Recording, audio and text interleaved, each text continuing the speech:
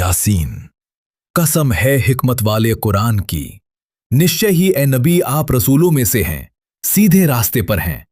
ये उस अल्लाह की ओर से उतारा गया है जो जबरदस्त बेहद रहम करने वाला है, ताकि आप ऐसी कौम को डराएं जिनके बाप दादाओं को डराया नहीं गया था, इसलिए वे गाफिल हैं।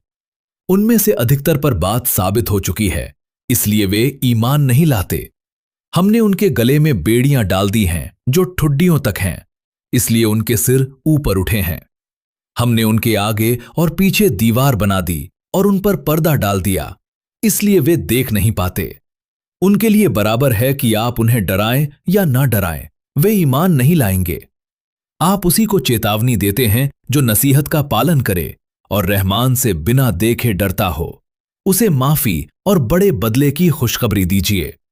निश्चय ही हम मुर्दों को जिंदा करेंगे और जो उन्होंने आगे भेजा और जो निशान छोड़े सब लिखते हैं। हर चीज को हमने खुली किताब में गिन रखा है। उनके लिए उस बस्ती वालों की मिसाल बयान कीजिए जब उनके पास रसूल आए। जब हमने उनके पास 2 रसूल भेजे, उन्होंने उन्हें झुटला दिया, फिर तीसरे से उन्हें मजबूत किया। उन्होंने कहा, तुम तो हमारे जैसे इंसान हो, रहमान ने कुछ नहीं उतारा।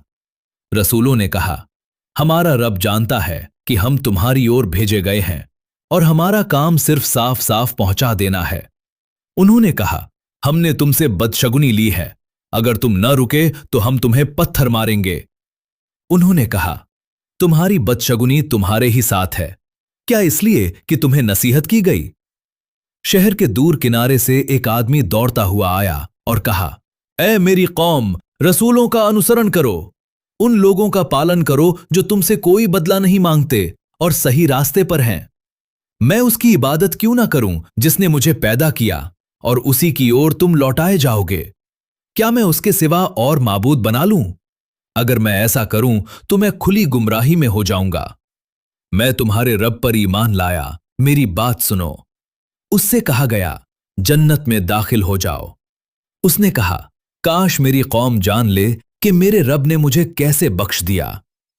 उसके बाद हमने उसकी कौम पर आसमान से कोई फौज नहीं उतारी, बस एक जोरदार आवाज हुई और वे सब बुझ गए।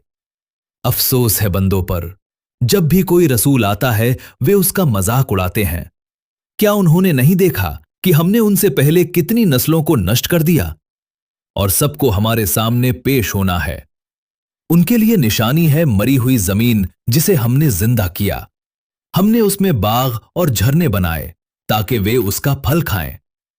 पाक है वो जिसने हर चीज के जोड़े बनाए। रात भी उनके लिए निशानी है। सूरज अपने ठहराव की ओर चलता है। चांद के लिए हमने मंजिलें तय की। न सूरज चांद को पकड़ सकता है, न रात दिन से आगे बढ़ सकती है। उनके लिए निशानी है कि हमने उनकी नस्ल को भरी हुई कश्ती में उठाया और हमने उनके लिए उसी जैसी और सवारियां बनाई। अगर हम चाहें तो उन्हें डुबो दें, मगर यह हमारी रहमत है। जब उनसे कहा जाता है कि अल्लाह से डरो, कोई निशानी नहीं आती, मगर वे मुंह फेर लेते हैं। वे कहते हैं, जिसे अल्लाह ने चाहे तो खुद खिला दे, हम क्यों खिलाएं? कहते हैं, यह वादा कब पूरा होगा? वे बस एक जोरदार आवाज का इंतजार कर रहे हैं। फिर वे न वसीयत कर सकेंगे न घर लौट सकेंगे। सूर फूंका जाएगा और वे कब्रों से निकल पड़ेंगे। कहेंगे, हाय अफसोस, हमें किसने उठाया? बस एक आवाज होगी और सब हमारे सामने पेश होंगे। आज किसी पर जुल्म नहीं होगा। जन्नत वाले आज खुशी में होंगे। वे और उनकी बीवियां सायों में तख्तों पर होंगे। उनके लिए फल और जो चाहे मिलेगा। रहमान की ओर से सलाम कहा जाएगा। ऐ अपराधियों, आज अलग हो जाओ। क्या मैंने तुमसे वादा नहीं लिया था कि शैतान की इबादत न करना? यही सीधा रास्ता है, उसने बहुतों को भटका दिया। ये वही जहन्नम है, आज उसके अजाब का मजा चखो। आज हम उनके मुंह पर मोहर लगा देंगे।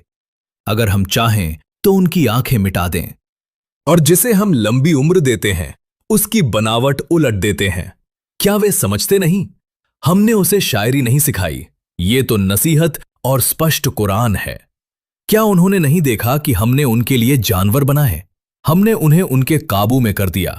उनमें उनके लिए फायदे हैं, फिर भी वे अल्लाह के सिवा माबूद बनाते हैं। वे उनकी मदद नहीं कर सकते। उनके बातों से आप दुखी ना हो। क्या इंसान नहीं देखता कि हमने उसे नुत्फे से पैदा किया? कहता है, कौन हड्डियों को जिंदा करेगा? कह दीजिए, वही जिंदा करेगा जिसने पहली बार पैदा किया। वही है जिसने हरे पेड़ से आग पैदा की। क्या वो दोबारा पैदा करने पर कादिर नहीं?